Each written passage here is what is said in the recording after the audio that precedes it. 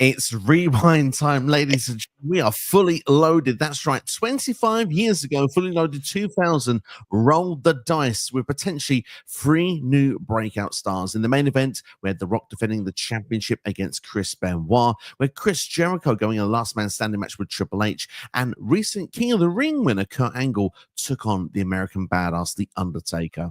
With me is NX Steve in the hot seat, and as WWE goes on to say in their video package, it's all about rolling the dice. So my question to you is, are they rolling the dice here on 3 potential breakout stars on this show, putting them in major matches? I'm referring to Chris Benoit, Chris Jericho, and Kurt Angle. 3 wrestlers. If we look at the timescale here, because this is in July 2000, well, 2 of them have been in the company for less than a year, which was Chris Benoit for January and Kurt Angle's Survivor Series to November 99. Only Chris Jericho had been there for 1 full calendar year, and it was pretty much bang on the date as well. So is it the breakout moment? Is it sink or swim for these 3 stars on this show? I think you pretty much summed it up with the name of the show. I think if anyone is clued up to what fully loaded means, it means the dice aren't fair. And by looks of it, by these results, that they weren't going to be going the new guys' ways, unfortunately, because they got shafted every way from Sunday with the results in these ones. Well, a little bit of a spoiler, but it's a review. You've probably seen it, and if you haven't seen it, go and watch the show, come back, and then watch us. That's what, because we're going to talk about it. Exactly. It's 25 years old. I mean, we're literally here, aren't we? And we're going to be reviewing it from start to finish, so we're going to give you every good detail. Airwolf and House Nice and Early, thank you for joining us when WWE was booming. It was booming indeed in the year 2000, one of my personal favorite years of WWE. But NXT, I'm looking forward to getting your thoughts. This was one of the free ones that we used to get on Channel 4 over in the UK, because they dropped it in commentary, and I was like, that's why I've seen this show, because I remember watching it as a 15-year-old kid at stupid o'clock in the morning on a Monday morning, and when I pretty much had school the next day.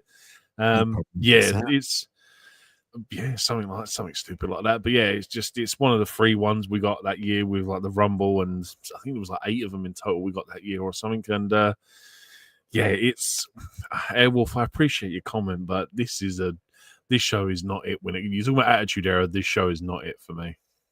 So for me, when I watched this show 25 years ago, this was one of my favorite B pay-per-views of all time. I must admit, I've not watched this show for about 20 years. My perspective has changed a little bit, but I will say I still think there's some really good matches on this show, and I look forward to diving into it, because NXT and myself, sometimes we can be on the different side of the fence. We might be doing that tonight. We'll have to wait and see. We are gonna yin and yang tonight, because whatever you like, I'm pretty much gonna hate. I can't wait to talk about Angle and Taker, because my notes are vast for that one. I love it. I can't wait for it. I tell you what, you can roll the dice, ladies and gentlemen, yourself, and put a chance on this channel. Like the video, subscribe, share with a friend as well, all that good stuff, and get comments in on your memories of Fully Loaded 2000. Before we dive in anywhere into the show quickly, just one random note.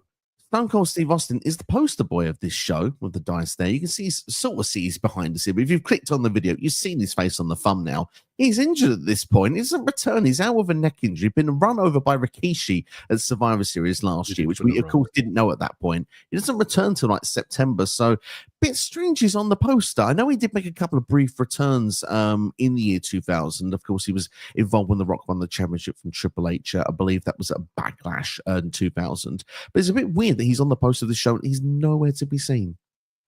Not the first and won't be the last time they do that. I mean, it's not as we know it today, where they release a poster and then, like, as the show gets closer and closer, they chop and change out superstars. Editing isn't really a thing, as it, like, I mean, Photoshop wasn't a thing back in 2000 where it is today.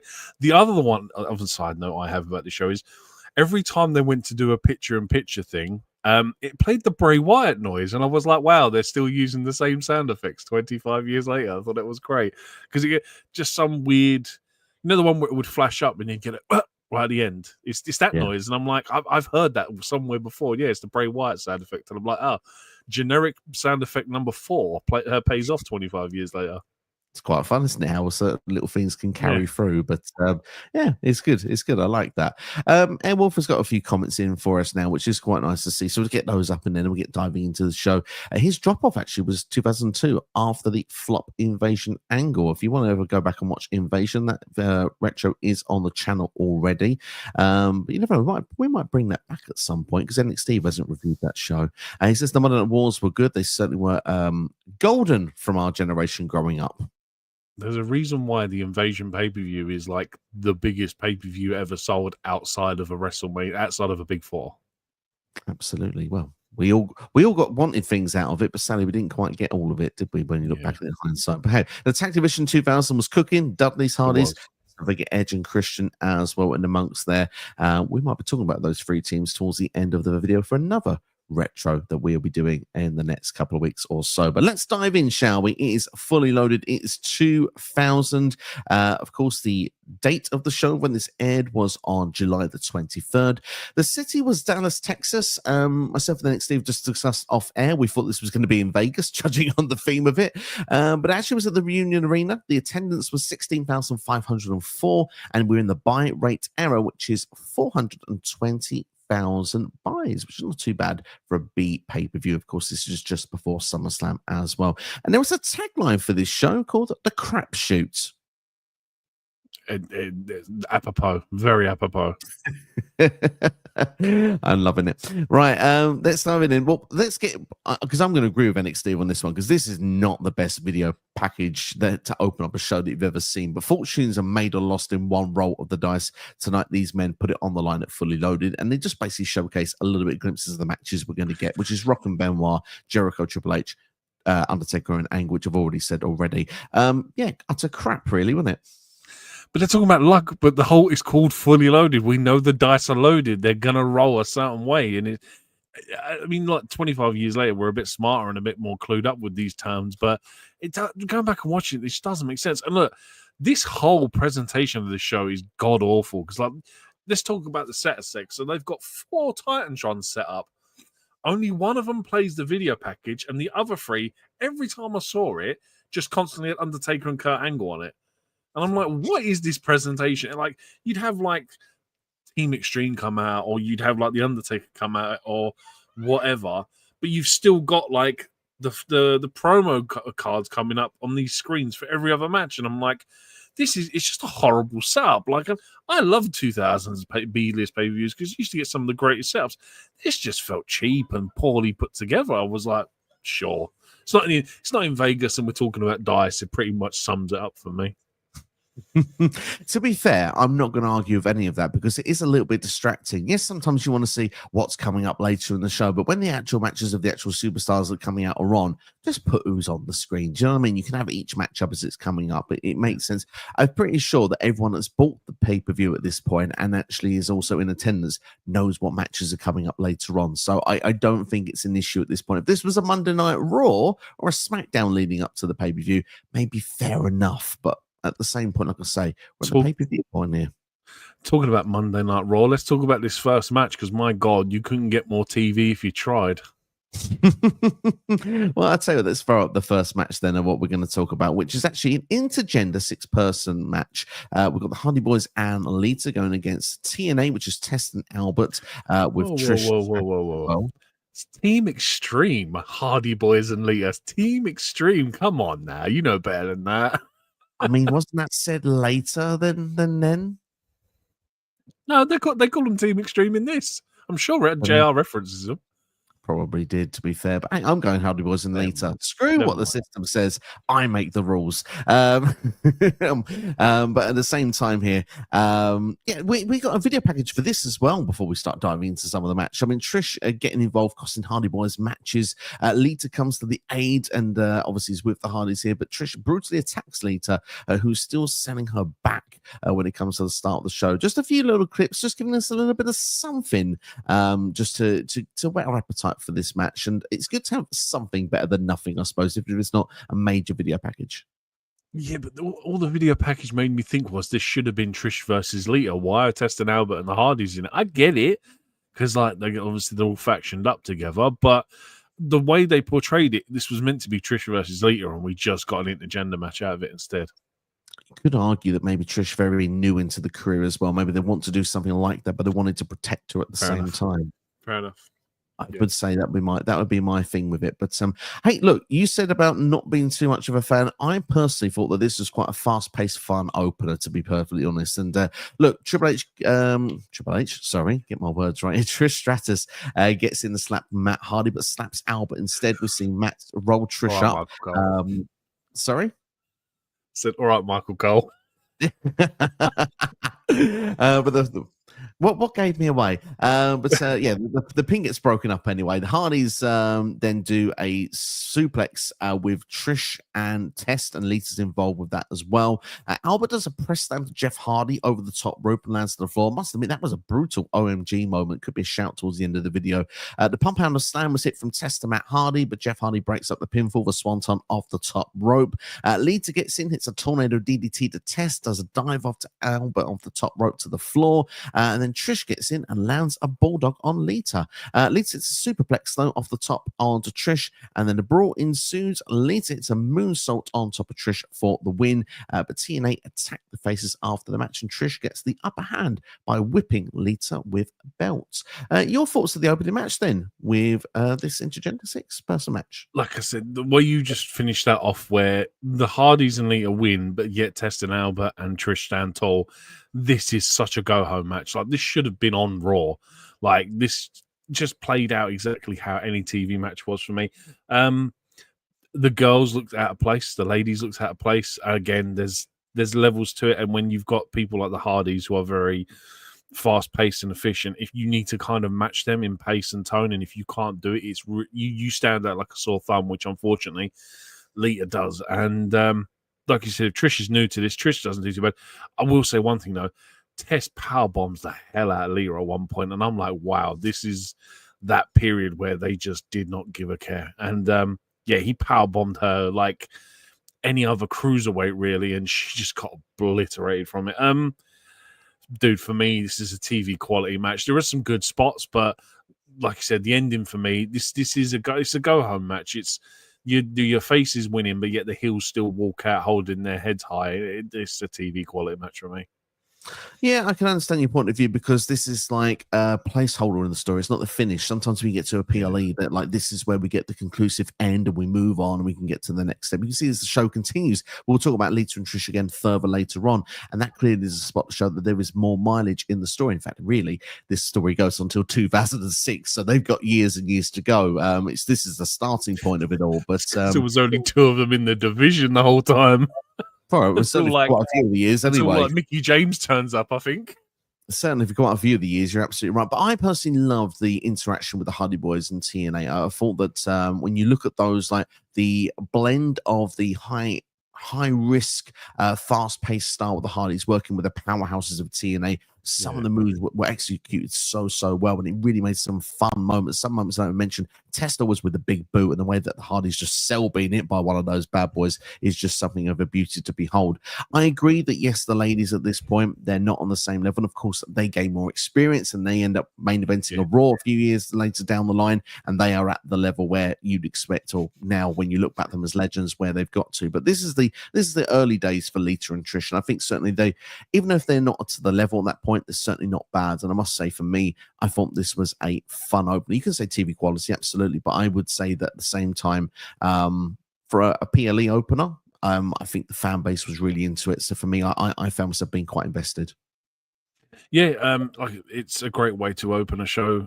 Like you said, it's got all the bells and whistles, the fast-paced stuff. Test, one of my favorite big men in WWE just ever. Like for his size and stature, what he could do. He was, like I said, the pace that guy can run the ropes and just do stuff. It was just so impressive. And just again, a shame that another one that passed away too soon. Really would love to have seen him go on and do big things, because he was pushing himself up that card and getting towards that main event scene. And unfortunately, just gone too soon. But like him and Test him and Albert were just a solid tag team anyway. And like Errol said, this is a generation of tag team wrestling. Like, even though they're not one of the like AAA like main event tag teams, they're still a solid tag team to put on there. And yeah, like I said, it's a fun little opener, but I hinder it for match quality. I went with a 2.25 for me because it felt so TV. I just couldn't get into it. Like I couldn't get the pay-per-view feel from this kind of match.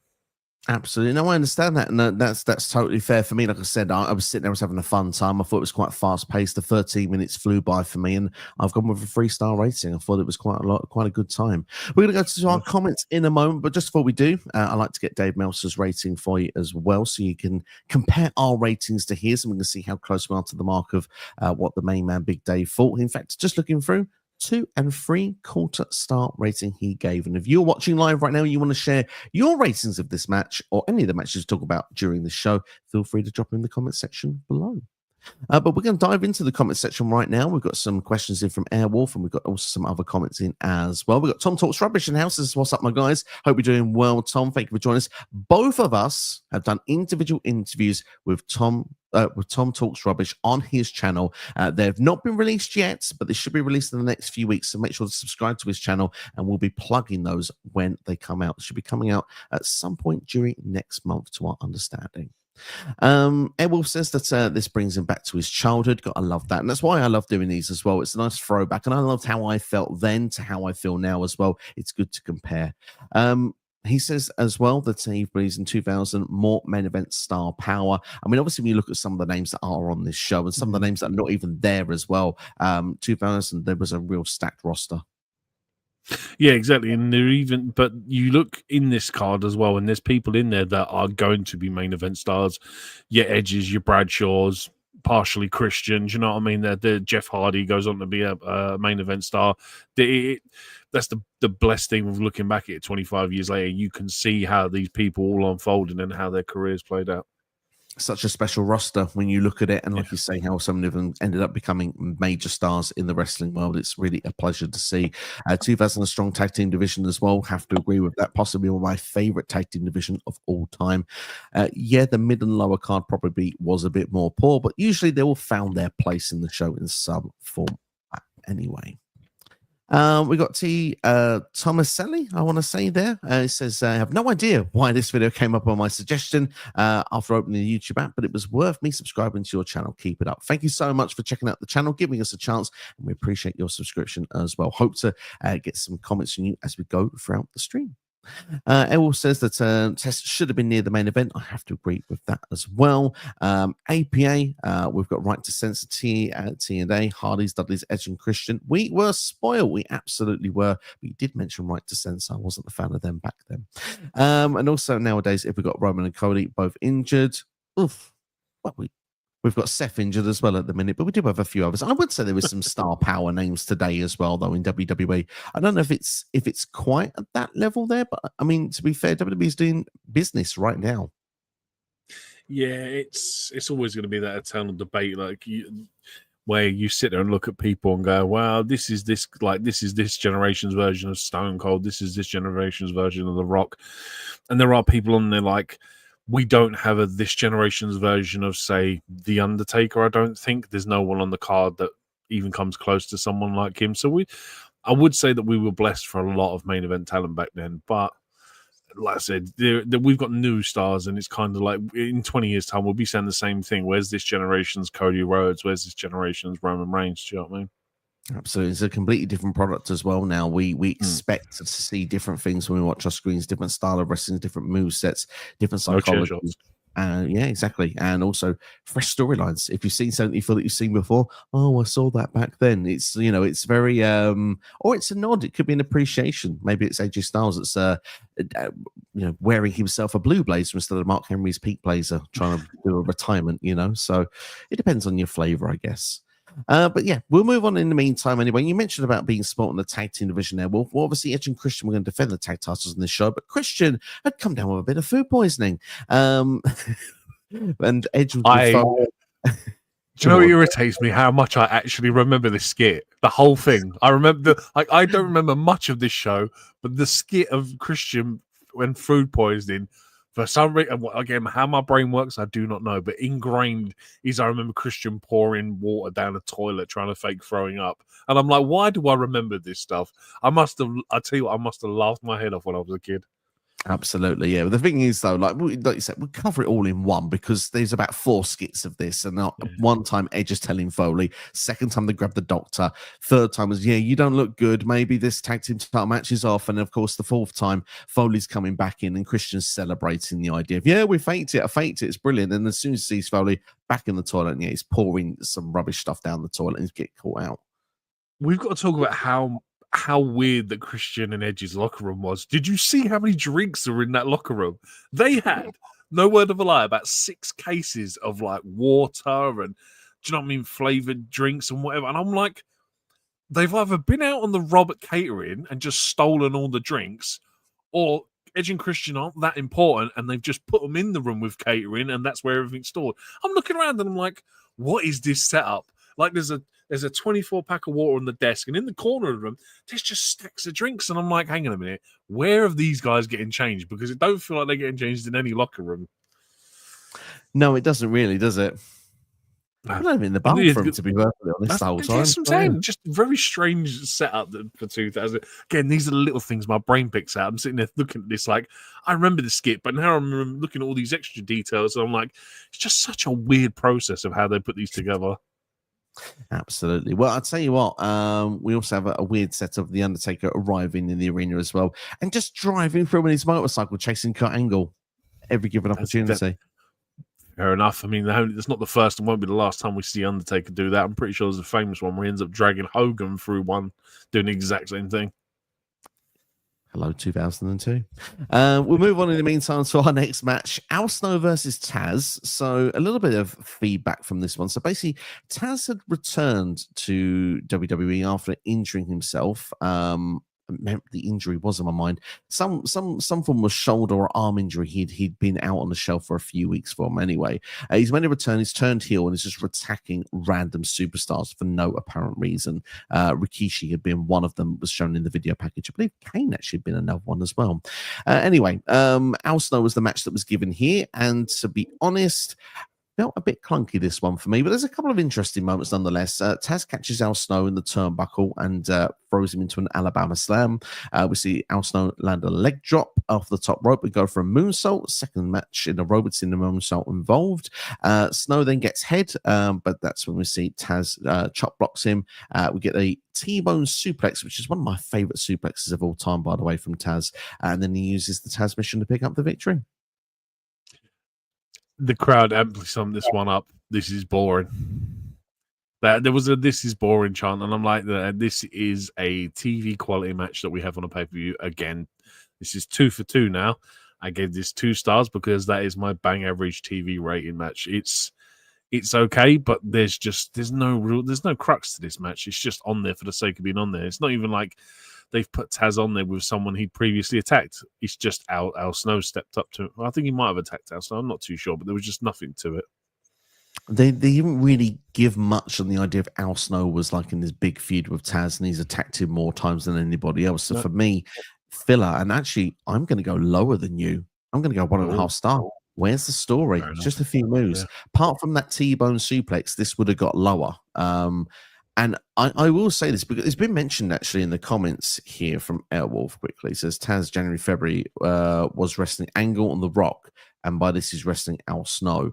And then at SummerSlam, he's jobbing to Jerry Lawler. Don't talk about Jerry Lawler, God. Taz debuted at the Royal Rumble in January. We've covered that this year, and it was an epic debut. He'd been ECW champion only a few months before that in his last run, was having quality matches with people across the card, and this is just a stinker.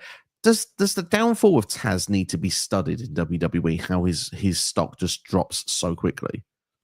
Not really. This is a very common thing with Vince McMahon where, look, even Jericho went through this. When Jericho debuted, he's coming out and he's promo battling The Rock.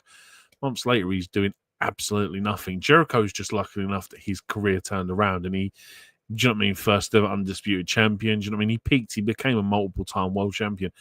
This is the same thing again. Like, we've seen this before where someone will debut, they'll get injured, and Vince will be like, "What is this? What you're going to do for me? I'm going to pay you all this money, and you're just going to get injured."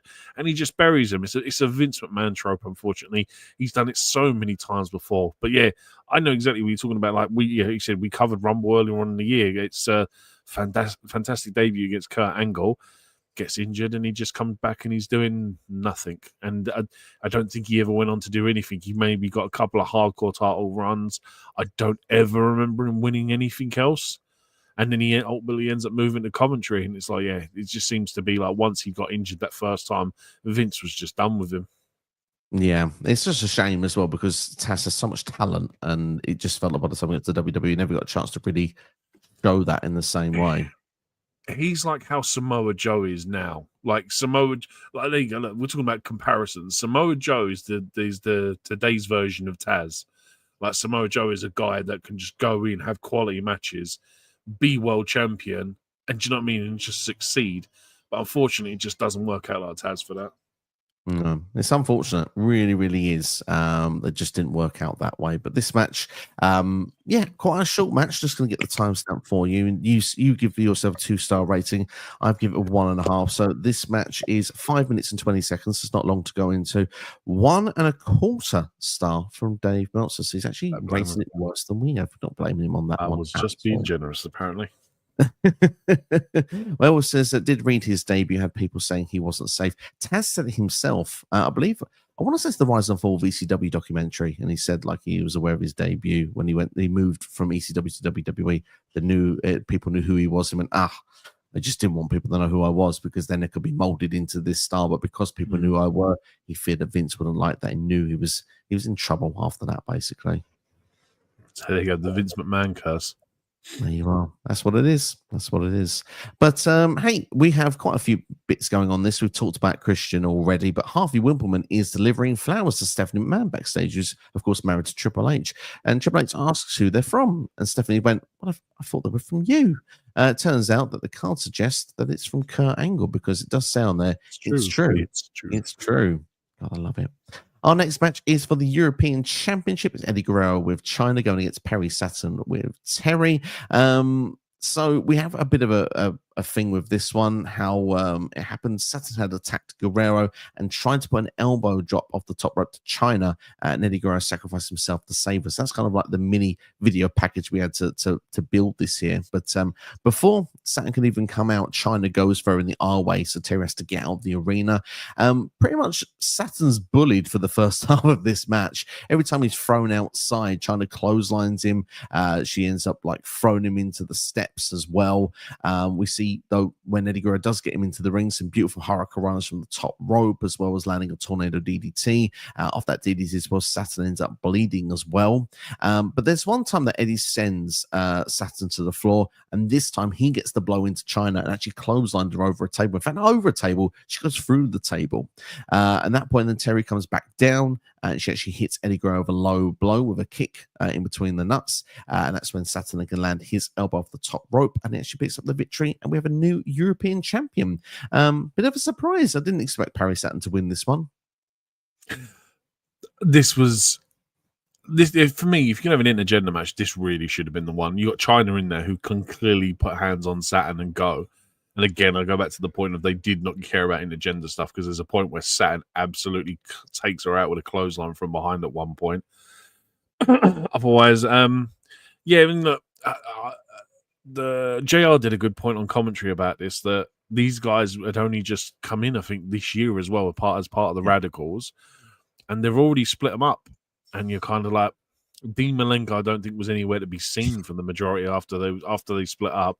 Perry Saturn would occasionally get, do you know what I mean, the odd match on TV, until he found Moppy. And it was all more about Benoit and Guerrero. And it was kind of like, well, that faction didn't really last long. And all the hype behind them has all gone. And I think Eddie Guerrero was just blessed to be put together with China and get that whole like Latino heat thing going. And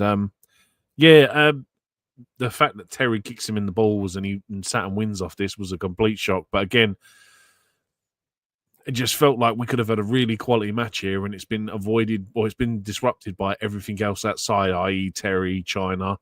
I gave this a 2.25 just because I wanted to see a really good Eddie Guerrero match, and it felt like Eddie Guerrero wasn't the main part of this. It felt like this should have been China versus Saturn.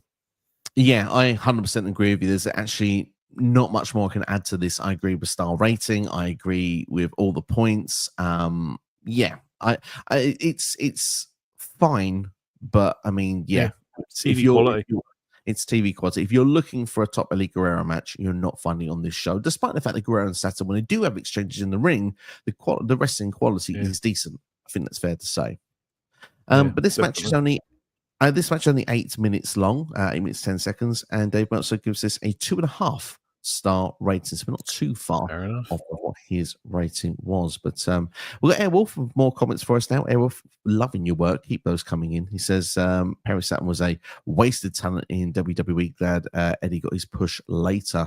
Mentioned about Dean Malenko, great worker, but can't get a pay-per-view card, but apparently was a great hand when it came to openers for WCW. And I've got to say, I do agree with that. There's quite a few handy ones back in the WCW days. Was always a great fan of Dean Malenko. And also Airwolf liked the European title, as I'm sure we would have as well back in the day, and Steve being European. Is there a if you think back of all the European champions, who's the first name that comes to mind for you? Bulldog, obviously. Bulldog being the inaugural one, and he was the epitome of the European Championship. If I had to throw someone else out there, I'm trying to think now because mid cards, like for some reason, my brain goes numb when I think about European champions. Like Bulldog is my go-to answer, really. I suppose you could say Regal. There's half a dozen people you could say that. I mean, I'm pretty sure Chris Jericho has it at some point, and then someone or Hardcore Holly has it because I think they unify them, didn't they, by putting together those two or something like that. But Bulldog is my go-to answer. I don't think it's fair with that one. Regal is one of the ones I will go to, but got to give some love to D'Lo Brown. D'Lo Brown had that title numerous times. He was a good European champion back in the day. Yeah. So yeah, I would do the head shake, but it's not done my neck any favors for years, so I'm going to stop doing it, I think. X-Pac was his first Euro champ. I love that indeed there. Good to share our answers. If you enjoyed the video so far, hit that like button, share with a friend, subscribe as well. Roll the dice here with SCW, and hopefully you enjoy this rewind as we go through and give our review. But we'll be diving ourselves. Will we dive backstage? Well, we will, yeah, just because we learned that this match was going on then with Edge and Christian and the APA. We've got Michael Cole with the Undertaker. Kurt Angle was going to need a doctor to remove the foot from his ass. And the TV on the side shows Kurt Angle trying to get on the Undertaker's motorcycle. So Taker goes after him and chases Angle off. So honestly, at this point, Angle's like a toddler, really, isn't he? He's like, you can't take your eyes off him because he just gets into everything. He's in all the kitchen drawers and stuff, and he's touching the Undertaker's motorcycle. Like the video package is very just showing it's like Angle is a toddler, and he just can't stop touching stuff. Do you know what he reminds me? He reminds you know when you see a toddler go with like their little stall and they start walking past you when you're on the sofa, so you're like, know shit's about to go down. It's never good. It's never a good thing. It's one of those. It's like we're in trouble. Kurt Angle, if he's stiffing around the Undertaker's motorcycle, it's gonna cause trouble. So definitely. Definitely. I love the comparison to a toddler. Anyway, we move on to I might sound like a toddler during this next match because I've got to say my least favorite match of the entire show, Edge and Christian versus the APA for the tag team championships. Basically, Edge and Christian diss Dallas. Bradshaw comes out, and of course he's from Texas, so he praises Dallas. A lot of sports references. These two have a bit of a brawl. Edge and Christian try to be cowardly, and in the end it's a bit of a scrap on the outside. Farouk gets a dominator on the inside, and Edge hits Farouk with the tag team titles DQ. But I think the main point of this is because what they wanted to highlight here was in a championship match here, if you get a DQ, well, you can keep the championships. In the main event of this show, Rock versus Benoit, if The Rock did that, he would lose his championship. So pretty much they're just foreshadowing something that could happen in the main event. One championship match had to be sacrificed, and this was it. The match is also booked wrong because Bradshaw should be getting the hot tag in this match, and he spends most of it to hot tag Farouk in, and he's meant to be the hometown hero.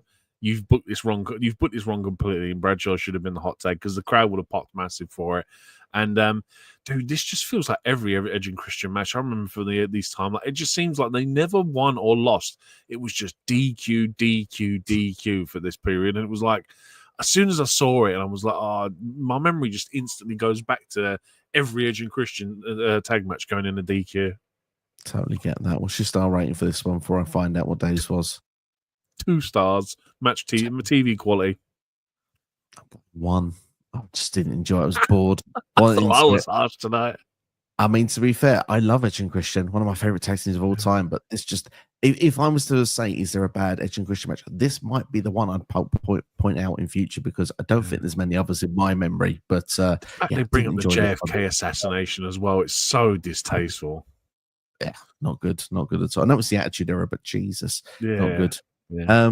Only 5 minutes and 29 seconds. It felt like treble, if I'm being brutally honest. Yeah. And Dave Buster's give this a 1.5 star rating. So somewhere in between. There you are. That was smack bang down the middle. Back into the comments. Can we talk about the boss man being a bouncer in New York City, by the way, just for 2 seconds? The fact that they cut to Times Square at the WWE restaurant. And this guy's just happily sitting at the bar. He's already been showing his ID to the doorman on his way in, but the boss man, for some reason, feel he needs to ID the guy. And then, like, the guy gives him his ID, and the boss man's like, "Yeah, you're lucky. You're lucky you're old enough." And it's like, "Shut up, go away, man. What are you doing?" It's brilliant.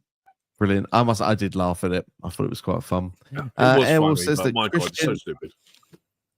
It was very stupid. It's also not needed on the show either. Christian should have been the main eventer. He certainly should have been. He deserved one more match with Randy Orton, in my opinion. Always one more match for Christian. Always. And Edge and Bradshaw were future main eventers, absolutely. It's fun when you can go back and see that's where they were and what they became after. But we move on in the meantime. And hey, we're going to talk about a steel cage match next now. We're going to talk about the Intercontinental Championship. Val Venus with Trish Stratus. She makes a return versus Rikishi in the steel cage for the Intercontinental Championship. Now, I know you all want to talk about just one incident in the match, but we should talk about a few other bits. Why is Trish with Val Venus? Oh, and number 2, why has Val Venus got some crappy techno remix of his music as well? 2 things I didn't know on the entrance. 1, why is Trish there? 2, why the crappy music? But you can't answer the second one. No, I think he turned heel, so I think they got rid of like the full porn star gimmick stuff, and they were fading out. Heel with the porn star gimmick. Well, he was close to being a right to censor, wasn't he? He wasn't far away from joining that group. They were transitioning out. He was in right to censor. He was in right to he censor. Yeah, that's what I'm saying. Oh, okay, right. I see what you're saying. They're transitioning him to that. Gotcha. Yeah, okay, that makes sense. What's the Trish bit then? No idea. Okay, I did research for most things. That was one thing I didn't, but I was just like, oh, she's with him now. So yeah, it just must have been a thing that lasted a couple of months in the summer, and yeah, he drops the championship not long after this. So anyway, that's how they try and get him over, I suppose. But stick with Trish. Absolutely. But anyway, meantime, Rikishi off a cage. No, we'll talk about the other bits as well, obviously. Interesting enough, Val Venus gets busted open in this match. These two on the top of the corner, standing on the top rope in the cage, just kind of throwing heads off the top there. And eventually Val gets busted open. And Rikishi lands his bonsai drop, and Val gets his foot on the rope at 2. Who knew a foot on the rope could save you in a steel cage match? Not in my day, it didn't. Rikishi goes to go through the door, but Trish puts the door in Rikishi's face. Val hits his money shot. He's still a porn star. That's the splash on the top rope for those keeping score at home, but Rikishi kicks out at 2. And of course, Trish being at ringside, I didn't been the last time we'd hear the name of Lita on this show either. She comes out and she whips Trish with a belt, and that takes them backstage. Both men are on the top rope, climbing up, but of course, Val gets knocked off and he goes into the referee, who looks a lot like Teddy Long to me in that match. Teddy Long wiped out. And of course, Val is out as well, which means it gives time Rikishi to climb to the top rope. And I will talk very slowly for you all now, just to build the dramatic tension. Rikishi climbs to the top. The fans get out of the seats going, surely he can't, surely he won't. He takes some slow side steps to the middle of that cage. Fair play for the balance of Rikishi, by the way. And the dude at 400 pounds jumps off like a Jimmy Fire snooker and lands a splash on Val Venus, which I can promise you, before we did this retro, Enix Steve and I were guaranteed he missed that bloody thing. He didn't. He hit it perfectly, but it wasn't enough because the referee was out. Rikishi was selling his ribs for a while, so by the time they got to where they actually do a count, it wasn't going down. In fact, Rikishi, instead of going for a pinfall, decided to go for the door, and of course, wasn't the only name for the we're going to mention for the last time this evening. Taz, who'd been in the show earlier on, come out. He'd attacked Rikishi on a SmackDown during an IC title match between Val Venus and Rikishi. He did the same here, hitting Rikishi for the second time with a TV camera. Of course, that means Val then stirs not long afterwards and gets the pin for victory. Let's talk about that splash off the cage. It's the only talkable point, I think. It's fantastic, but like I honestly, I know somewhere in pro wrestling history there is a spot where Rikishi does a splash off the cage and misses, and I want to know where it is now because I'm adamant he missed this. But look, props to the guy. 400 pounds, that's gonna hurt like hell. I think props to Val Venus for taking it as well, because I bet that sucked. In terms of the rest of the match, it has every trope a cage match has. I think it actually becomes overshadowed when Lita attacks Trish and starts whipping her, because the crowd seem to care more about that than they actually do the wrestling match. And I think, not really the point you wanted to get over, but you can kind of tell now, one, why Trish is out here, and two, that no one cares about this match. And Taz attacking Rikishi again. You probably know more context in terms of story going down the line, but I thought this match was okay. This is my highest match so far. I gave it 2.5 purely just because I thought the splash was really good off the top. Yeah, I thought the smash was really good. I mean, to be honest, I just lost interest in Val Venus by this point, and I think a lot of other people did as well. I was ever interested in Val Venus, to be honest. Hey, you're not a bad man for feeling that way, especially in hindsight, what we know today. I mean, ultimately, I think the match is decent enough from the second half. I think the first half is a bit slow and a bit sluggish and a bit boring. Once you get past the tropes. Yeah, once you start getting to the talking points, I think that the match is semi-decent. So I'm going to go with 2 3/4 because the splash off the top from Rikishi deserves a lot of props. But rather random with Taz and Rikishi, because it doesn't even go on to SummerSlam. You think that that's what they'll be the direction. But Rikishi is in the 6-man tag team match going against Right to Censor. And as mentioned earlier in the stream, Taz is losing to Jerry Lawler, which is just not good in itself. So honestly, it's what I tell you. I forgot to mention this earlier.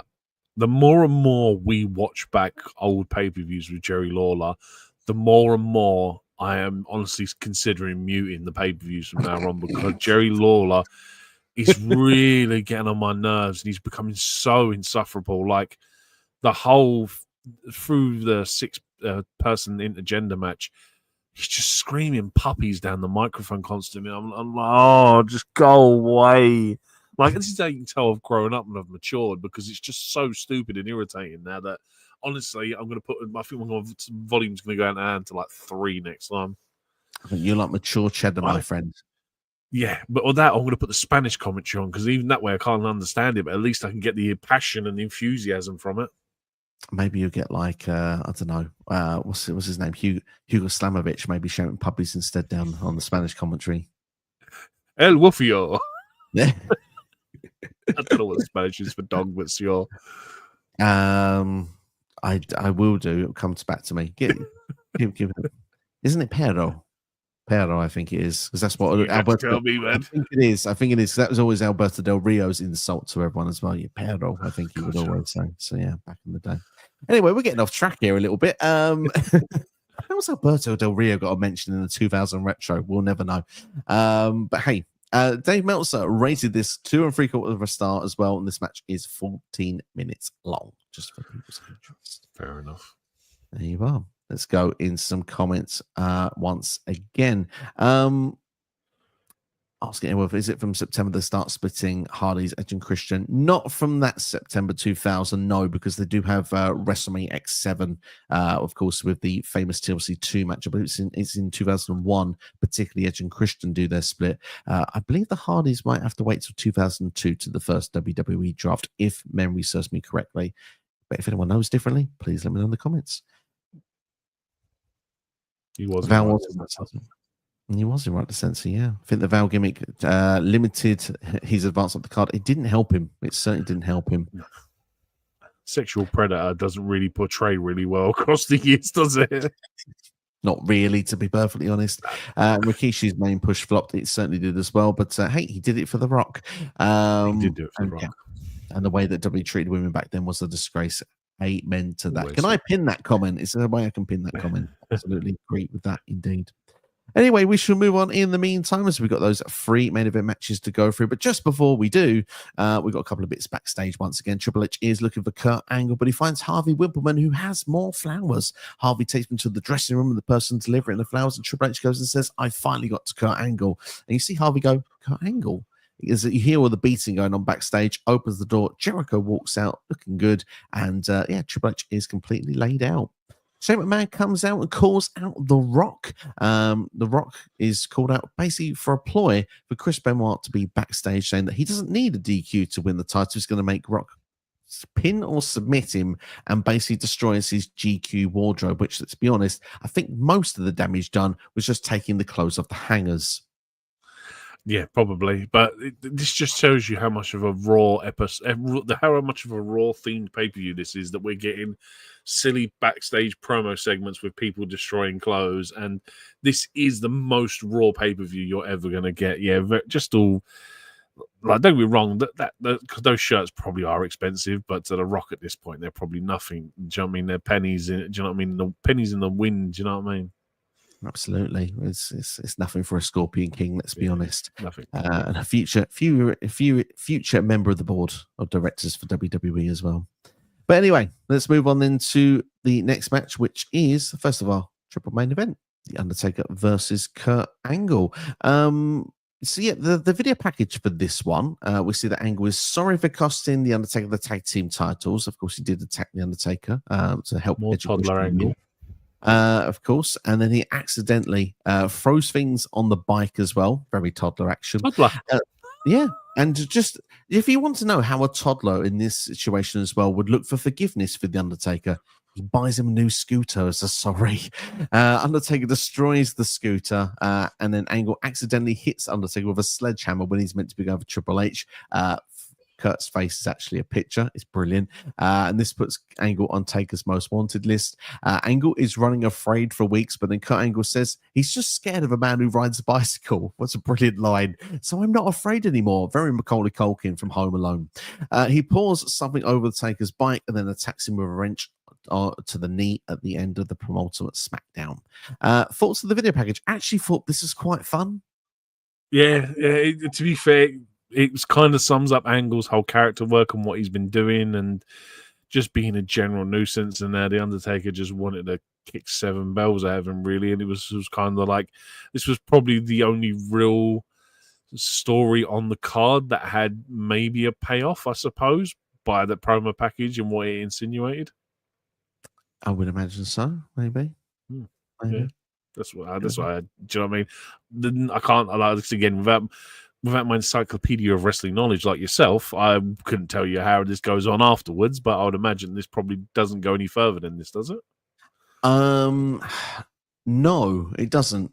I can now tell you, because SummerSlam 2000 features the continuation of the Triple H Kurt Angle saga, where they are in the main event with the Rock, and we have the Undertaker, who has a sort of match with Kane that never ends up being a match, but yeah, they have a brawl on SummerSlam, so you'll find out. Right? But in the meantime, we're going to the match here anyway, and basically Undertaker comes down during Kurt Angle's entrance with his bike and attacks him. Brutal beatdown around ringside, clothesline into the crowd, thrown into the barricade, and as well face first into the steel steps. When the match starts, Taker pulls Kurt Angle up on 2 counts. He's pretty much saying he's going to pretty much punish Kurt Angle during this match. Angle, though, gets thrown to the floor. That's when he actually gets to his wrench that he brought to ringside with him, so he could hit Taker's leg.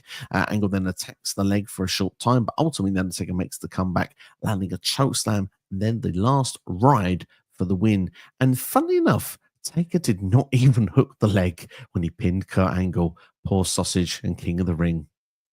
I have one note for this. Undertaker wins. 2.25 stars. This was, there's nothing to it. Like, you get this video package and this whole story, and the payoff is that the Undertaker just basically dominates him the whole time. 2.25 stars. Undertaker wins. Lol. Next.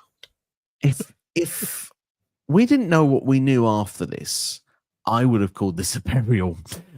Because I mean, Angle is embarrassed in this match. He just won King of the Ring, and like we said, he's been pulled up at 2 counts. Like, and like we're talking from the straight when the bell rings, is like he's already beaten, and it's like he shouldn't be beaten after a simple suplex, for example, but he is. And to not pin, hook the leg at the end of the match usually is a bit of a taboo back in the day. But and it's not even, like I said, it's not even like he's doing this almost squash match job for the Undertaker to build Undertaker for something for SummerSlam. Because like you just said, he goes on to have something of a match with Kane. So this does nothing benefit. This benefits no one. This is horrific. But the thing is, though, for those that think, well, hang on, very silly to call it a burial. It is very silly to call it a burial. Do you know why? Because within less than 4 months, first of it's the Undertaker. In less than 4 months, Kurt Angle's the bloody world champion. So from this point onwards, he's in the main event scene. This was almost like how would you hang with the big the big guys? Can you take this beating? Can you take this sort of match and make it work? And if so, you're here to stay. And I think it's quite said they rolled the dice on Kurt Angle, and it was the right decision because he came to stay.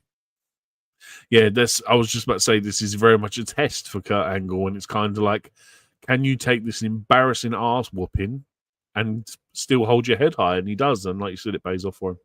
Certainly does indeed, and credit to him for that. I have to be honest. My star rating for this is not the highest. I've gone for a 2-star rating. It is. I almost didn't rate it because it's just because it was almost a squash. It is kind of a squash match. I mean, the only thing I would say is there are much better Taker Kurt Angle matches out there to go and see. For example, I want to say No Way Out 2006. I want to say is fantastic. If anyone has a chance to go and check that match out between those two, it's brilliant. I would say that this one it obviously has a purpose, and they get it to get to that purpose. But to quickly get Dave Meltzer's rating for those that want to know, 3/4-star rating. Meltzer didn't enjoy this one so much for 7 minutes and 30 seconds. Understandable. It's understandable indeed. We can go back into the comments. Question for us guys: do we prefer 8 match cards or 4 or 5 match cards? I'm a 4 or 5 match card guy myself. For me, I'm more of a time frame guy. If I haven't got to sit through a 6-hour pay-per-view, no worries. You could put 10 matches on in 3 hours. I'd be fine with that as long as they're decent matches. For me, it's more about time than the quality of having matches. There it is. Do you know what? I'm gonna cheat on the answer actually, because rather than saying the 4 to 5 match cards, they are easy to remember because less is more, you could say, and those big moments on those matches stand out. But Dan, there's a lot of filler in current WWE shows. I could go for a 6 match card, quite happily 7. Like you said, I don't mind if there's lots of matches on the show if it's a 3-hour show. When it starts being 4, 5, 6 hour shows, that's when I start. So time is probably more the thing of it. But if I had to pick one or the other, I'll go with a 5 match card, please. And Wolf goes on and says, well, Angle had it all: comedy, promo, and in-ring work. He absolutely is one of the GOATs. And I did not appreciate Angle as much at that time as I should have done. I must admit, I was very much the same. Appreciate his work much more now. But hey, we move on to our next match. In the meantime, we've got 2 to go. And hey, they're my 2 favorites on the show, but I don't think it's NXT's. So just before we get started, NXT, you do not like a last man standing match. So it's almost like you can insert any wrestler here. They've got a tough job. It's not necessarily the match itself probably is going to be the problem. It's a stipulation thing for you, isn't it? Yeah. It's pace and timing because like I said, I've said before, you get to this point where this one, to be fair, you said this before we started, that you get like halfway through the match before we even get a 10 count. And I'm like, oh, okay, this might not be as bad as you think it is. But you've built to that point, and now all the pace and energy that you've built is now stopped because the referee has to count to 10. And it's such a slow and methodic count. And it's like, oh my God, just hurry up. Like, it's like, I really just wish like they genuinely pull out a timer and go 1, 2, 3, 4, 5, like boxing. Do you know what I mean? They just get up quickly.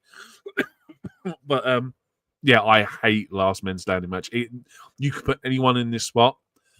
I am yet to find a last man standing match that I actually enjoy. That's fair.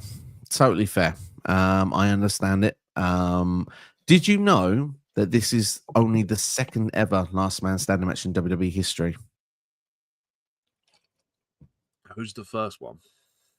That's what I was going to ask you. And the question goes out to the comments as well. I'll give you a couple of seconds to answer at the screen. And it's if you fancy giving us a guess? You're going to say Brett versus Austin at WrestleMania, aren't you? I'm sure that wasn't the last man standing. Now, go on. No, it was a submission match. That was the first ever last man standing match. Was Mankind versus The Rock at St. Valentine's Day Massacre in 1999. Is that the one where he pins him under the forklift truck? No, that's the empty arena match, halftime heat. Okay. Is that the one where he throws Mankind off the side and he lands on the speaker box and blows an amp or whatever it is? No, that's the quick match of the Royal Rumble. How do I remember this stuff? I don't know. Then no, I don't know. I can't remember it. I'd probably hate it. See, I remember the good ones. I just don't remember this. I don't remember that one. If you want St. Valentine's Day Massacre 1999 reviewed on this channel, let us know in the comments right now. But in the meantime, this is all about Chris Jericho and Triple H in the meantime. And yeah, let's dive into the video package that we got here, which was Jericho kissing Stephanie McMahon. Stephanie's married, don't you know, to Triple H. Triple H tells Foley he wants a match with Jericho. Jericho costs Triple H the #1 contendership. He also makes sure that Triple H gets a stink face and also makes sure that Triple H loses to the Brooklyn Brawler. The shame. DX then beat down Y2J with a sledgehammer, and Jericho requests a last man standing match, says that he's bloodthirsty and feels like a hunter. Your thoughts on the video package with these two? So the context I got was Jericho's just been screwing over Triple H. There's no real crux to why he's doing it. It's just Jericho being an arse, essentially. And so this is now going to go deep in my memory in the vault here, because this is something I remember very well from the year 2000. Unlock. We're unlocking it. Triple H was the champion. And this was a random episode of Monday Night Raw. I want to say April. Could be May, but I want to say April. Jericho in the opening match of Monday Night Raw pins Triple H and wins the WWE Championship, to the point that I must admit, whatever old I was screaming at the screen, because I was a huge Jericho-holic at this point. It was all about Raw vs. Jericho. And of course, he gets backstage. Triple H has all the power of Stephanie at this point. So literally, they get the thing reversed. So from that point, Triple H ends up keeping the championship. From that point onwards, I think that there is something with these two that continues at least all the way to WrestleMania 18. At least, when actually Jericho is the heel, Triple H is the face, and Stephanie's actually with Jericho. But for this meantime, this is the point where Jericho's calling, Stephanie, was it a stinky, stanky hoe or something like that a lot of the time. So yeah, it's pretty much that era of right now. Is this before or after the boob job quotes that he starts coming out with? Probably before, but I mean, we didn't see anything on the video package, and my memory, although it has weird and wonderful memories. And this is how this video package lacks for me, because you don't get that context. For me, I just got the idea that Jericho just for some reason wanted to screw Triple H over. And again, without those tiny little bits of information, this does nothing for me. Absolutely. There's nothing for you to not know if there's been a boob job involved in this or not. No, wouldn't know. Couldn't tell you. Did Jericho not have an affair storyline with Stephanie? Something along that line. I think that was the WrestleMania X8 storyline that's gone on. That's when she was kind of on side there. Man, Bear Pig. This is a weird guy. I kind of agree with the last man standing match opinion regarding lost momentum. Never been a massive fan of the match type and don't recall them as great matches. You're not on your own. Man, Bear Pig is on my level. Absolutely. Maybe remembering this wrong, but didn't Cena and Wyatt have a lackluster last man standing match? They might have done. I remember the WrestleMania 30 match. I remember their cage match. I want to say Extreme Rules. Don't remember the third match. Could have been last man standing. You could be onto something there. Maybe a Google search is needed. That's what I'm literally doing it now as you're talking. I love it. I love it. Well, in the meantime, we get Errol's next comment up for us. There's no Triple H gets a lot of bad press. However, he could make a lot of talent look $1 million. Made Taker look great. I'll argue with that. Okay, so according to this list quickly, there is 10. To be fair, number 1 is a banger. Actually, number 1 is quite a good one. Just to run through them quickly. So these are the 10 they've got. There's probably more. Batista versus Undertaker, Backlash 2007. Oh. Apparently that got a 2. Dave Meltzer gave it 4 stars. Yes. Asuka versus Nikki Cross from NXT got 4 stars from Dave Meltzer. Cena versus Edge from Backlash 2009 got 4.5 stars from Mr. Meltzer. Bray Wyatt versus John Cena from Payback 2014 got 4.5 stars from Meltzer. It was. Jericho versus Triple H at Fully Loaded 2000. I will not give this match the match rating away because we haven't reviewed it yet. Number 5, Triple H versus Ric Flair from Survivor Series 2005. Number 4, Ilya Dragunov versus Dijak from NXT Battleground. Number 3, Ciampa versus Gargano Takeover Brooklyn. To be fair, that's a banger as well. There is one or two. They do exist.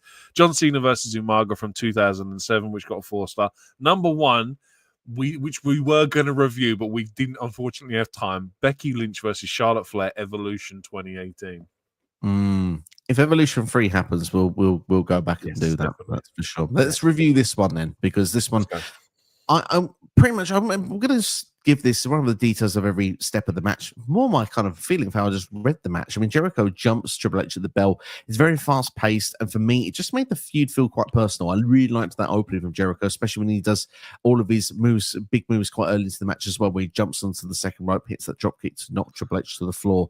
But Triple H gets back into the match, targets the ribs of Jericho. He'd attacked them with a sledgehammer with a DX attack, so Jericho's wearing tape. Steph actually slaps Jericho on the floor as well. The referee starts to make counts for Triple H about 10 minutes into the match, which is interesting because usually a lot of these can have random counts everywhere. I like the fact they actually had a bit of a match first before they start doing the random 10 counts. Anyway, DDT's done to Jericho. Referee tries to do the count, but Jericho gets up. So instead, Triple H goes for rest holds. It seems quite intelligent. I like the psychology of the match here because if he can't get down with regular moves, well, what about a sleeper hold? That might knock him out for 10 seconds. Triple H tries those moves, abdominal stretch as well. Y2J does the suck it to Triple H, which of course makes Triple H lose his cool. Hits a pedigree. Follow this with chair shots as well to the ribs and the back. So again, emotion getting into this at this point. But Jericho would soon retaliate with chair shots to the head of Triple H. That would lead to Triple H being busted wide open. Both men, desperate at this point, grab TV monitors off the table and hit each other with it, knocking them both down to the floor. When they get back into the ring, Jericho applies the walls of Jericho. Triple H is tapping, but also screaming no. Gets to the ropes, but it's a last man standing match. That means nothing, even if Jerry Lawler's screaming to let the man out of the hold. Stephanie eventually breaks the hold up, though, and then she ends up being put in the walls of Jericho herself. Of course, Triple H breaks that up, and as Jericho and Triple H battle on the floor, they end up back onto the announcer's table where Triple H gets the better of Jericho, landing a back suplex to Jericho through that table, which back in my memory back in the day, neither man got up, but Triple H did get up at a 9 count, but he did fall back down again if he counted to 11. Triple H, your victor in Last Man Stand. We have some trauma about this pay-per-view, apparently, because we remember things very differently. You know what it is? It's a Mandela effect. That's what it is. This is the Mandela effect of wrestling. But look, I like this, but I had a few qualms with it. One, the finish, I think, is dumb, putting Jericho through a table, and I just think there's so much better ways to do it. And even Triple H winning is dumb. Jericho really should have won this match. And that was just my general feeling on how the match was. But I think Triple H got too much offense in after he was busted open. It was kind of like they busted him open too soon. Like you could have easily waited until the last 5 minutes. And I suppose the blood, by the time the match is finished, obviously his hair is covered in it. He's all down his face, his front. I suppose the aesthetic appeal of it does look really good. But I just feel like Triple H got way too much like as if the match had just started offense in. Not even the last grasp at the straw. Do you know what I mean? It was just oh yeah, I'm just gonna pedigree you. We've just started this match. It was just I felt too much. And yeah, I always hate when they put submission guys in last man standing matches because seeing Jericho do the walls, it's just so dumb. You can't win the match. Don't do it. Because what? Let me just sit here for 10 minutes in the walls of Jericho. What are you gonna do? I get it. I don't know. If you think about it logically, he wants to wear his legs out so he can't stand up.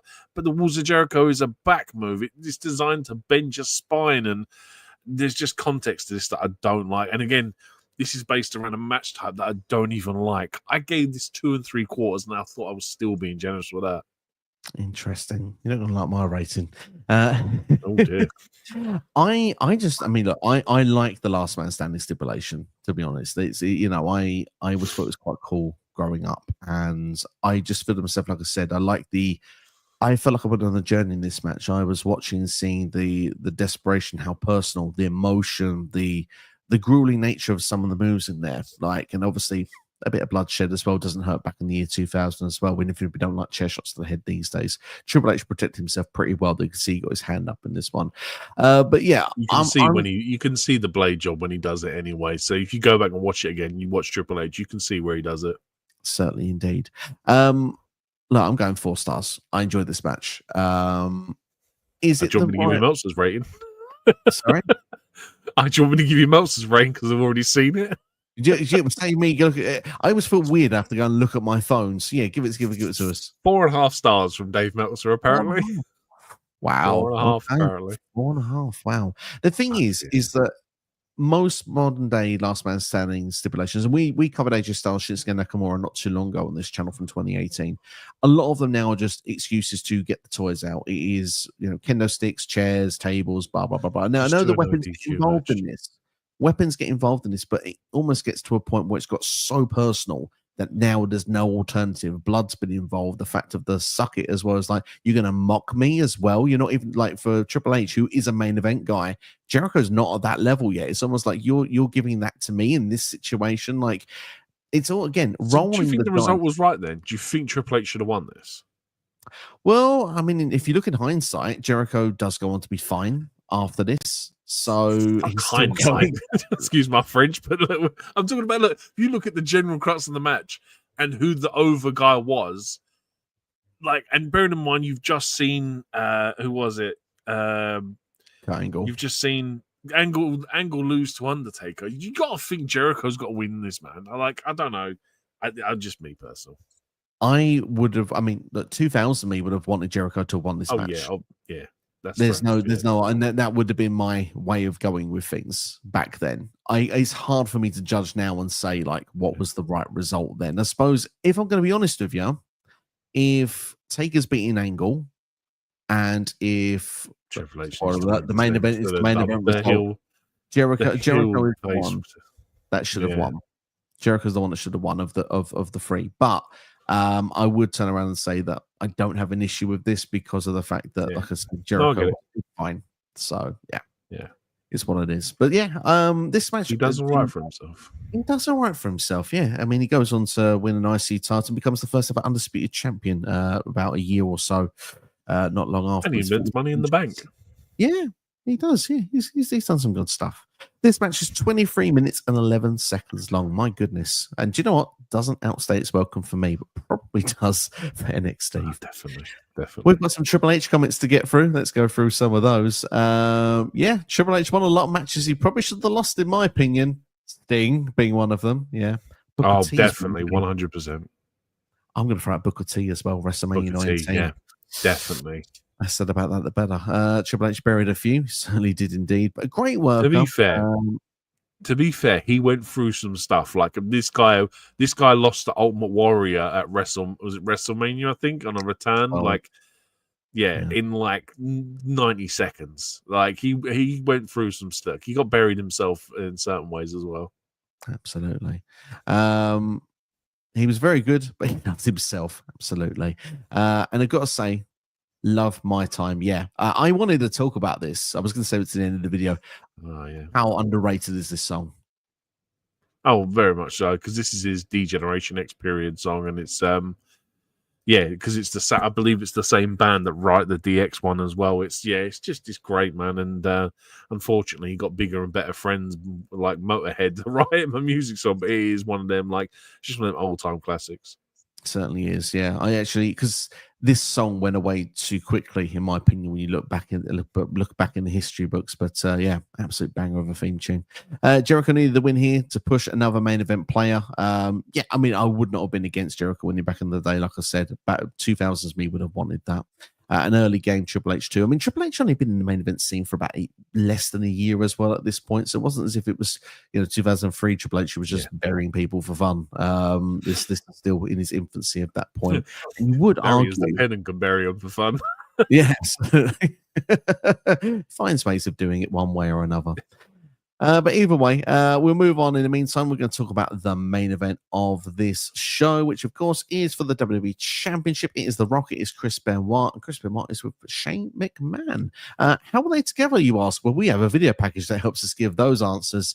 Benoit lands some chair shots to The Rock, saving Shane McMahon. Apparently, Benoit and Shane are friends, but Chris Benoit has got WWE gold on his mind. He attacks The Rock, and The Rock then says that's made him put the title on the line for Fully Loaded because it's personal. The Rock attacks Benoit backstage with a chair. He throws him into a vending machine and gives him a rock bottom on a car. Foley says he's worried that The Rock pretty much is just not going to care when it comes to the pay-per-view about how this result's going to be. He needs the integrity of the championship to be protected, so he's going to make it so that the championship can be changed on a DQ. Very interesting stuff indeed with the video package. Your thoughts on it? Foreshadowing. I thought it was very, like for what we get, you almost feel like it's going to go one way. And then the result that we get, I just think it's a very, like I said, if you're clued up, you think it's going one way.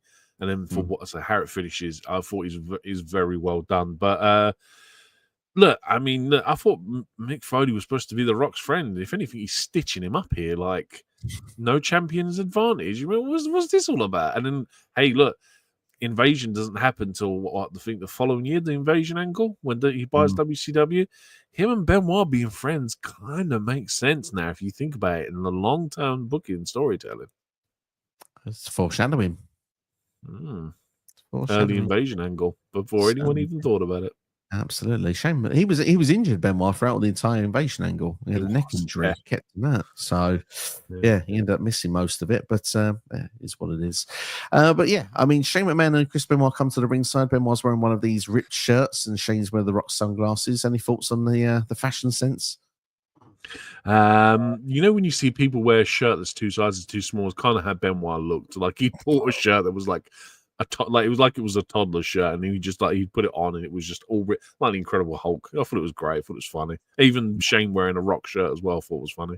Yeah, I thought that was funny as well.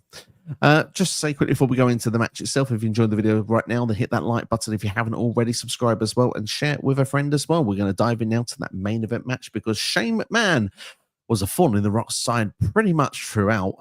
Just to decide to go through some of the early parts of the match, he is distracting the Rock before the bell. He is actually slipping the title, so Benoit can use the championship to get a 2 count. He actually pulls down the rope, so the Rock goes over the top rope and actually lands a flying clothesline to the Rock on the floor as well.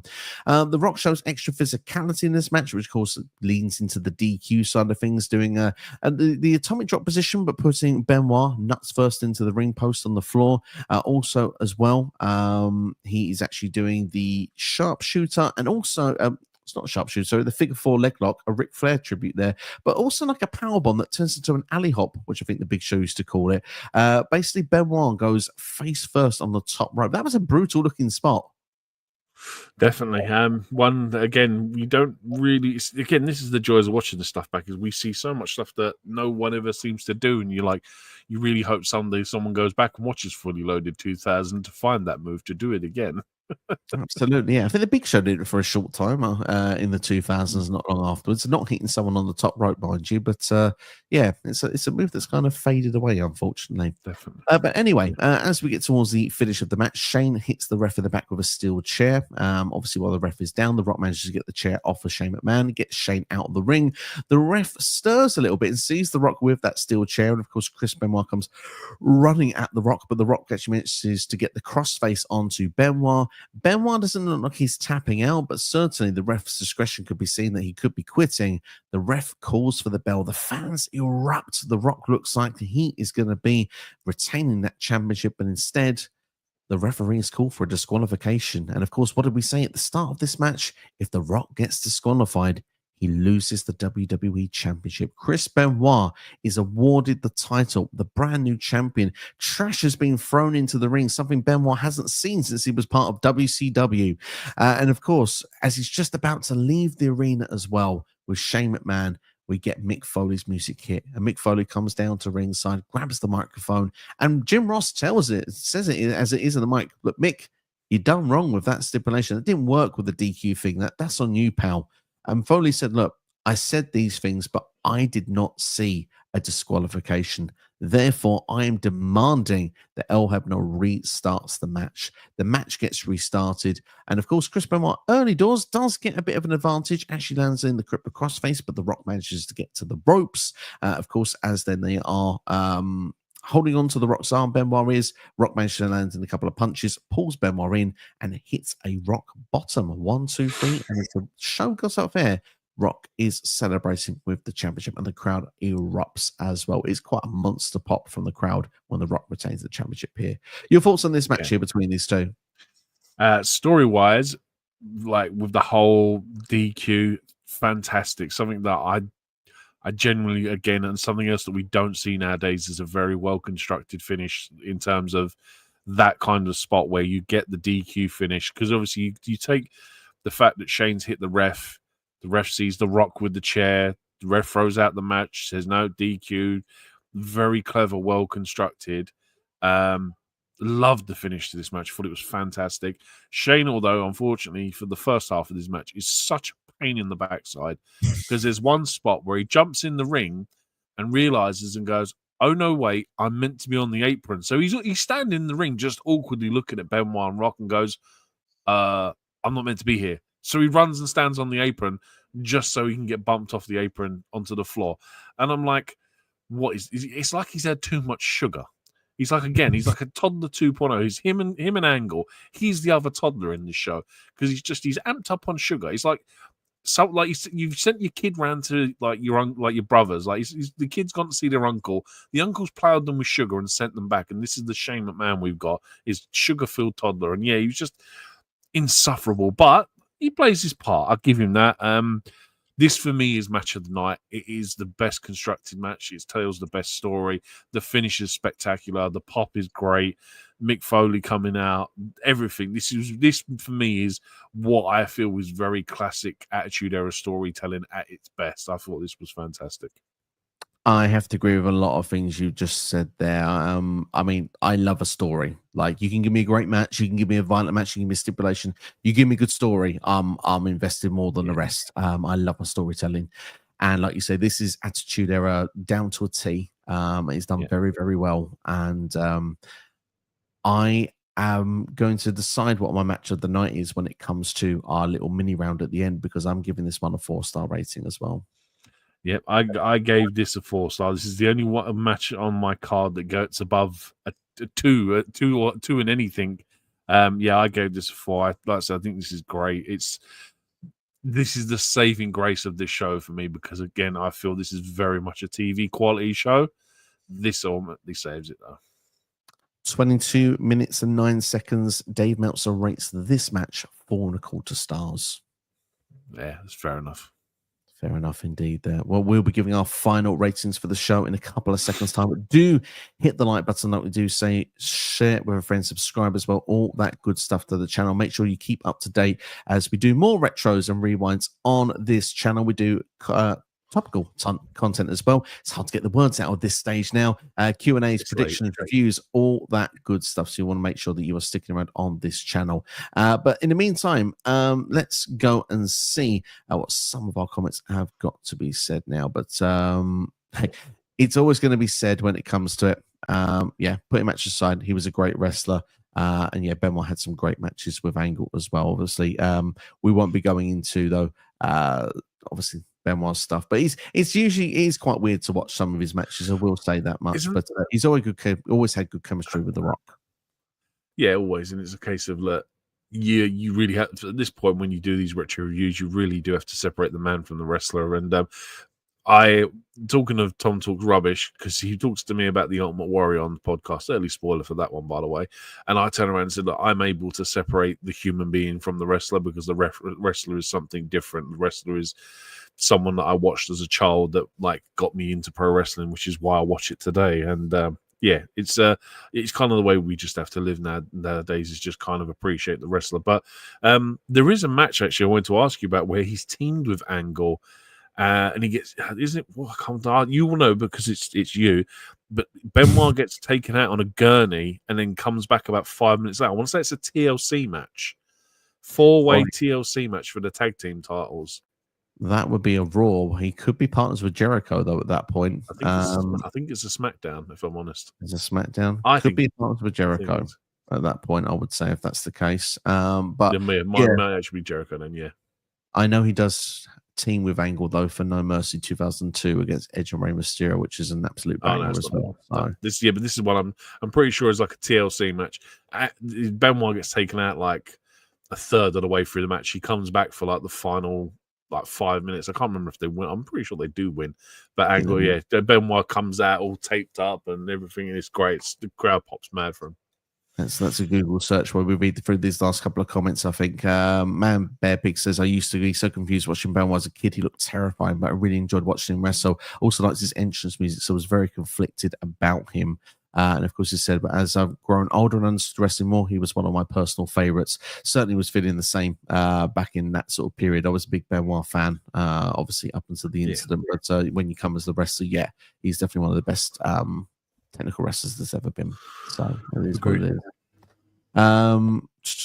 Let's just take this one here to finish things off. Are you watching the new Netflix documentary series WWE Unreal? Absolutely. Like, I'm sure someone else, Mr. Tony Khan, might actually be watching that one as well. Like, I was going to send you like an image of it today of Tony Khan with a pen and paper, pen and pencil, taking pen and paper, taking their notes on how to run it. But look, I honestly, for me, I think it's more. I think with me, it's a case of that you get to see more of a human side of these characters, this is one of the reasons why I'm a big Ethan Page fan, because I subscribe to Ethan Page on YouTube, but when he was in AEW, and seeing the human side of Ethan Page just made me fall more in love with that guy, and to see the sides of these people, and whether it's Rhea Ripley, Cody Rhodes, or whatever, you see this human side of these people. You just, I know a lot of people are really against this show, but I think this is going to get just a lot of praise for people in general, like just showing being human beings. Absolutely, yeah. I am looking forward to it immensely. I think it's going to be very interesting to see. Is it a good or a bad thing? I think we won't know until we've seen it, but certainly I can't wait to see it. And I might tempt you into a video or two regarding WWE Unreal just before we get to it, because I'm already in. I'm looking forward to it. Errol said he'd seen the fan try to kiss around the lips a few weeks ago. It's not you, Errol. Should be tranquilo. Yeah, anyone like that, don't do that. That's just not cool. It's just not cool. Be tranquilo. Absolutely. Let's wrap this up then, and let's do our last couple of bits then that we like to do. We do a rapid fire through the show. Just talking about a few different topics, and we should fire through in about a couple of minutes. So first off, NXT OMG moment of the night for Fully Loaded. Rikishi bump easily. The guy's insane. Yeah, Rikishi. It's just the easy answer. Match of the night. Main event for me. Great storytelling. Main event for me. Do you know what? It's they're both 4 stars. That's what I just said with it. It's the story. It's the great storytelling. It would be hypocritical of me to say that I'm a story guy and then go and pick the stipulation match. So yeah. Entrance of the night. Team Extreme. It was nice seeing the Hardys come out. I hadn't seen it in ages. I was appreciating it. Triple H, my time. I've already expressed my reasons for it. Very much. MVP of the night. For me, I went with the crowd because I think, like, going back now, watching it, this show is okay. It's not the greatest, and I think the crowd are just electric the whole way through. I was very hard to find someone that was predominantly featured across the show, or I just had a killer match where I deserved that they should be MVP, so I went with the crowd. I'm going to give it to Rikishi as an OMV. Good shout, but yes, also, good shout. yeah, I think it's just for him. It falls under the same category. Whoever talked him into it, fair play to them. Rikishi, fair play to you as well. Final rating of Fully Loaded, 2,000 out of 10, please. It's like a 6. It's just above sort of average for me. 7.5 for me. I think that there is 3 matches definitely worth going at your way to go and watch, which is the final 2 matches, Last Man Standing and the WWE Championship. And of course, I think the opener is worth going and seeing as well. And of course, why wouldn't you just fast forward through and see Rikishi jump off that cage? So yeah, 7.5 for me. Last couple of comments then. Errol says, okay, pay-per-view, not one to remember. Man Pair Pig says, I'm not against the documentary, but I guess kayfabe is truly dead. And that's very well said. Errol says, I think kayfabe died many, many years ago. Probably true. But Errol says, good night, gents. And Man Big as well says, enjoyed listening to you guys in the background. Keep it up. Thank you very much for joining us. Thanks to everyone that is watching as well. Whether you watch live, whether you watch on delay, whether you even popped in for 2 minutes, we appreciate you. Look after yourselves and each other. And hey, we mentioned a bit about SummerSlam 2000, haven't we? So, I'm going to announce it right here, right now. That is going to be the next rewind we're going to do. Very rare do we actually follow on in actual time frames, but we are going to do as it's SummerSlam at the end of the month. We'll start next month. At the end of this month, we'll be doing SummerSlam 2000, the 25-year anniversary, which of course features the first Hardys, Dudleys, and Edge and Christian TLC match. Knew we'd get there eventually. Thanks for watching. Look after yourselves and each other. If you want to see our reviews for WWE Evolution 2, if you want to see it for Saturday night's main event, Goldberg in Atlanta, who was more salty than we were about that. He was in the bloody match. And of course, Great American Bash as well. Go and check out that on the channel already. Look after yourselves and each other. We'll see you for the next one.